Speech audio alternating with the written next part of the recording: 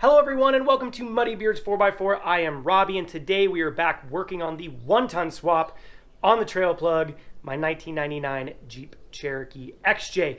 Now in the last video of this series, I was able to get the 4-link suspension built on the Sterling 10.5 rear axle and fit it underneath the Jeep, and man does it look good.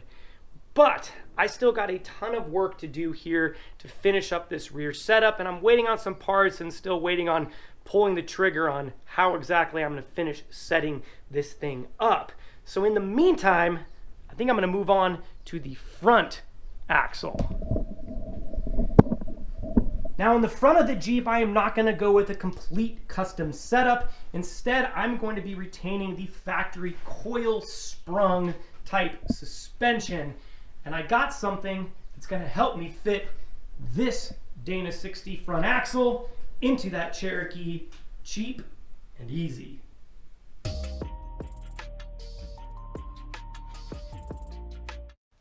Now what I have in front of me here today is a complete Super Duty Dana 60 swap kit from Barnes 4-wheel drive for your TJ, XJ, LJ, or really any Jeep of that generation. And this kit comes with everything you will need to swap a Dana 60 into your Jeep. Now this may look like a complete puzzle of parts here, but the installation does look pretty straightforward, and Barnes 4-wheel drive offers a detailed step-by-step installation guide right on their website to help you out with the installation, complete with pictures. Now the other really nice thing about this kit is this is a relatively new product from Barnes 4-wheel drive, and that is because Barnes offers 2 versions of this swap kit. One for the 99 to 04 variant Super Duty 60 and one for the 05 Plus. Now since both of those axles are slightly different, the fact that they make 2 different kits ensures that you will have the best fitment and an easy installation for whatever axle you are working with. Now since my axle is already cleaned up down to a bare housing, the first step is to address this cast wedge on the short side of the axle, or the driver's side of the axle. Now according to the instructions, I'm going to need to remove about 2 inches of this cast wedging in order to make clearance, especially for that lower control arm bracket, and I may end up having to clear a little bit of this webbing depending on my setup. Now I'm probably going to be using a combination of an angle grinder and porter band, maybe even just a hammer and chisel to get this off. Big key is do not grind down too far that you're actually digging into the axle tube itself, and you definitely don't want to cut too much of this off to where you're getting into that plug weld, because that's how that tube is held in. So let's get to cutting this thing off, and we can move on to the next step of this truss.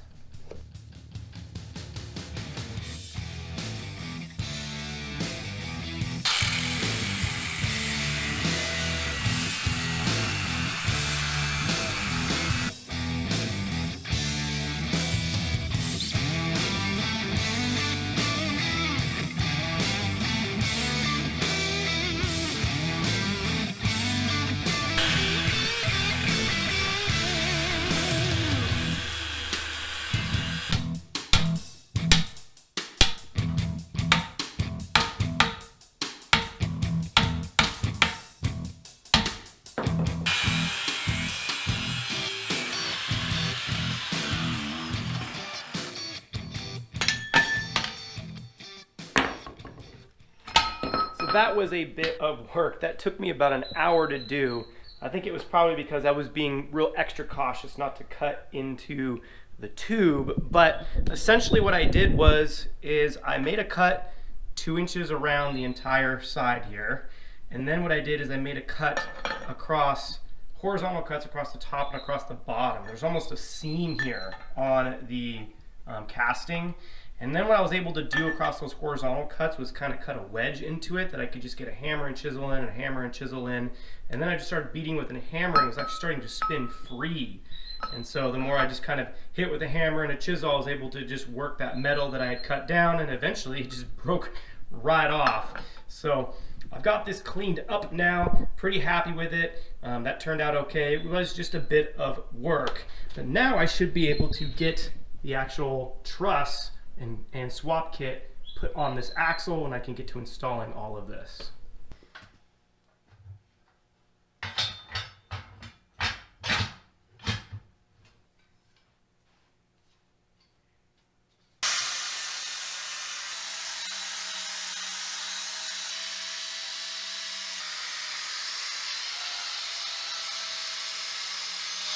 All right, well, I was able to get my truss test fitted onto the axle. I got the axle all cleaned up and ready to go for installation. And then I went ahead and just tacked up the riser pieces here on the truss. And I'm really, really happy with the way this thing fits. But before I can go ahead and get this thing onto the axle, there's a few things that we need to install on the bench first, and that is your coil pad assembly here and coil bucket assembly here. So we have a few pieces, including these little half moon pieces. This is what your coil spring is going to ride on, and according to the instructions, the thinner piece should sit flush with the top of the truss, and then this bigger piece will sit flush with the bottom of the truss so that my coil can actually sit down in here when it's on installation. Then, as far as the rest of the coil bucket, these two pieces, and again, everything just keys together so easily. That can install like this, and then we have our top piece that I can put on top, and I'll have that whole assembly done. So once that is complete, oops, I'm dropping stuff. Once that is complete, I should be able to put the entire truss onto the axle. Another quick note, just really quickly, that I wanted to add: everything on the inside of all these brackets, and even up underneath the truss, that I knew that once this thing is fully welded up and installed, it's really hard to get paint or any sort of coating underneath those areas when this thing is all installed. So I went ahead and sprayed some weld-through primer on everything just to give a little bit of protection on the rust. I use this brand from Amazon. I will link it in the description below if you want to pick yourself up some. I've had a lot of luck with this brand. Never had any troubles at all welding on or around it. So let's go ahead and get these welded up.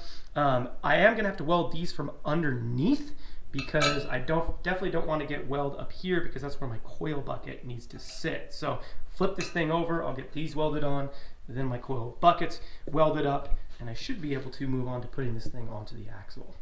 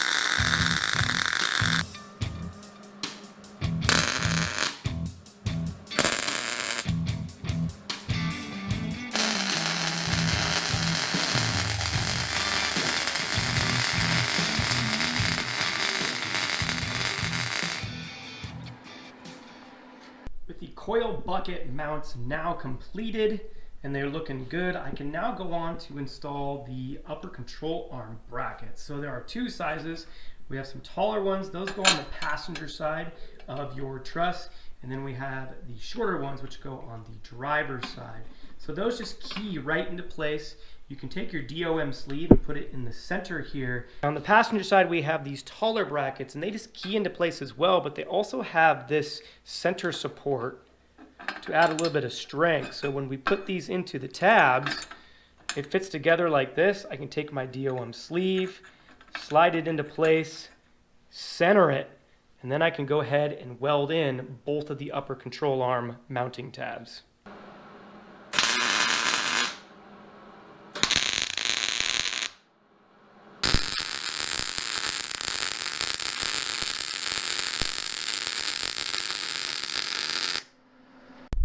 All right, well, check this out. I got both of the upper control arm mounts welded on, and I'm really liking the way that this looks. Everything went together really well. Now, I also went ahead and welded in that tube insert here, and so these mounts are good to go. They do come with, or this kit does come with the sleeve and then the bushings as well, so I'll put those in once everything is cooled down and finished painted and all that stuff. So we have a few more accessories we do need to install here. Last couple ones. And the first one is a track bar bracket. Now again, this thing just keys together super simply and just keys right in here.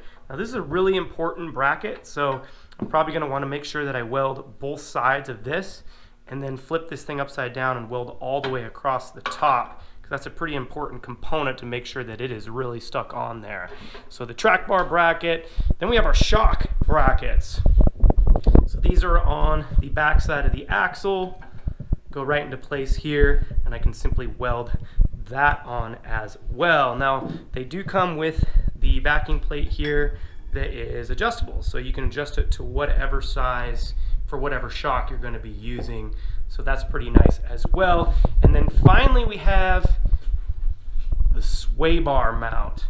So this just goes right here by the coil bucket and then keys into place up underneath. Now I haven't ran a sway bar since the first day I got my Jeep. That was like the first thing I took off. But I am planning on maybe upgrading to a anti-rock system or something in the future, so I am going to go ahead and install that as well. So a few more things to button up here and get welded on, and this thing's coming together pretty nicely.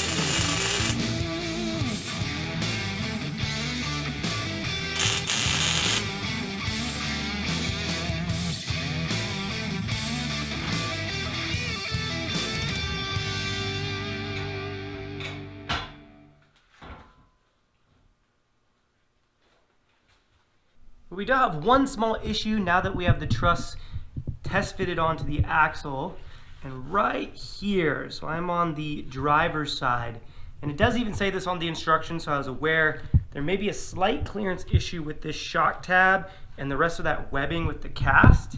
I'll try to get it in there so you can see, and it's just barely hitting it. There actually is a recess in that tab, but it's hitting it and holding the whole truss up about 1/4 inch.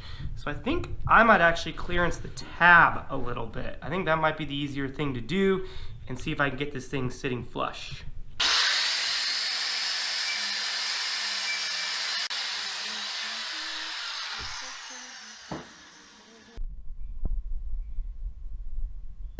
Well, that absolutely did the trick. I now have the truss sitting on the axle and everything is fitting like it should.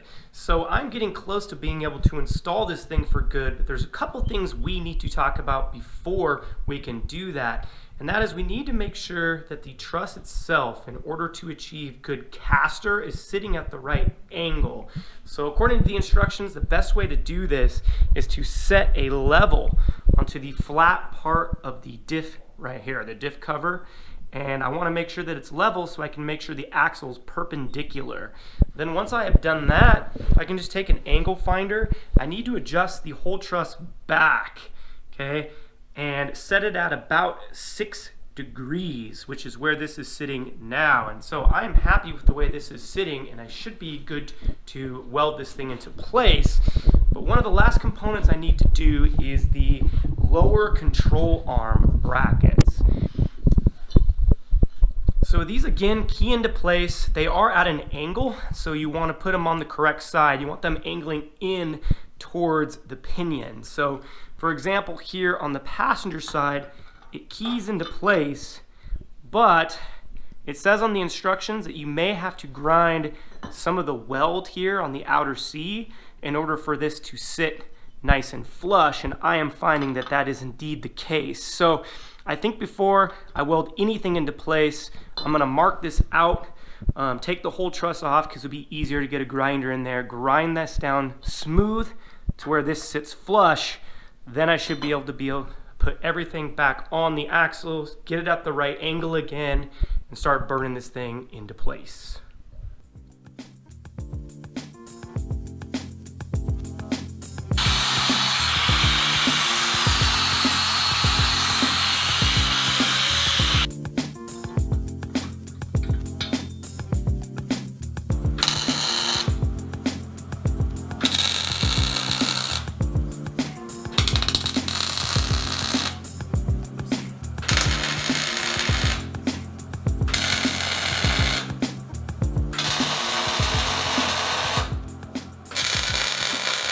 Now with my swap kit all tacked into place, we can finally start welding this thing in for good.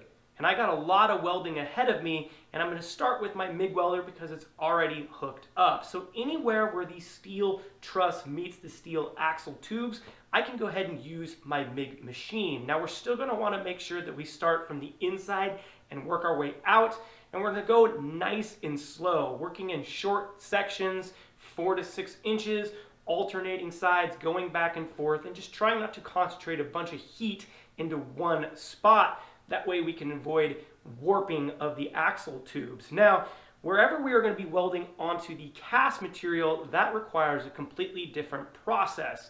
Now, I talked about this a little bit when I did my rear Sterling axle truss, but this cast material is a nodular iron, and so we're going to need to preheat it to at least 450 degrees, probably hotter actually with the nodular iron. Now for the welding, I'm going to be using my Eastwood 200 amp arc machine coupled with nickel rod that is designed to weld steel to a cast material. Once I've completed the welding, I'm then going to wrap it with a blanket to let it cool nice and slowly to avoid any kind of cracks in the weld. So I have a lot of welding ahead of me. Let's get started.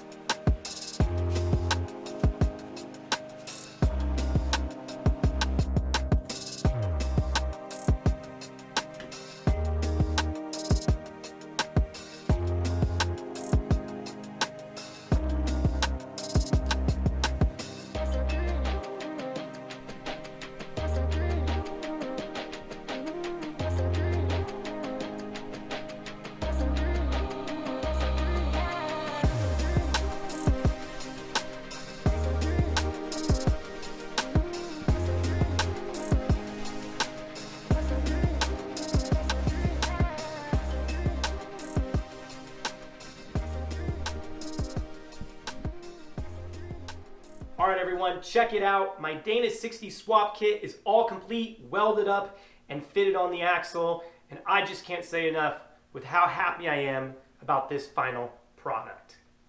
This axle swap kit is simply pure beef. All of these parts are made of heavy duty material, precision bent. I can't say enough about the fitment. This thing just went together very easily, and the fact that all of these parts key together simplified the installation process and just made this so that it was very easy to do even for somebody who's a relatively beginning fabricator. A truss swap system like this is going to save you time in your swap process. It may even save you a little bit of money, and products like this are the reason why I should be able to get my Jeep out on the trail quicker than if I was building everything from scratch. If you would like to get your hands on a kit like this from Barnes 4-Wheel Drive, I will leave a link in the description below. Remember, they have two versions of this swap kit, so whether you're using the 99 to 2004 variant Super Duty Dana 60 or the 05 Plus, they have a version for you to ensure that proper fitment. I will leave a link in the description below where you can get this truss kit, and if you use the coupon code MuddyBeards at checkout, you can get 10% off. So if you want to see more videos like this, click the thumbs up button. I got a lot more to do on this whole swap process, so click subscribe as well. And until next time, we'll see you on the trail.